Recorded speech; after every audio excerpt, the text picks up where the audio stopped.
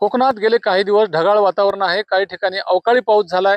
नैसर्गिक बदलाचा फटका इथल्या बागायतीला बसतोय। आपण पाहतोय कोकणातलं जे हापूस आंबा पीक आहे आणि काजू पीक आहे ते मात्र धोक्यात आल्याचं आपल्याला पाहायला मिळतंय।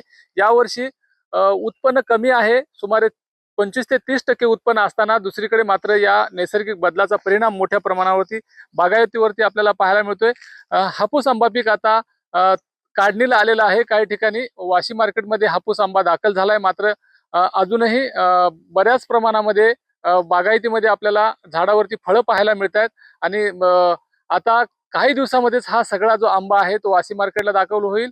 परंतु त्यापूर्वी मात्र कोकणातलं जे वातावरण अतिशय ढगाळ वातावरण बनलेलं आहे, त्या ढगाळ वातावरणाचा जो परिणाम आहे तो बागायतीवरती आपल्याला पाहायला मिळतोय। कारण हापूस आंबा ज्या बागा आहेत त्या बागेमध्ये आता सगळीकडेच अशा प्रकारचं वातावरण असल्यामुळे मोठ्या प्रमाणात त्याचा फटका बसतोय।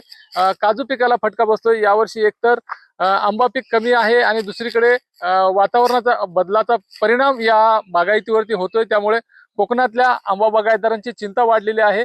वर्षभर बागायतदार मेहनत करतात, खर्च यामध्ये टाकत असतात, परंतु यावर्षी मजुरांचा खर्च सुद्धा निघेल की नाही अशी शक्यता निर्माण झालेली आहे।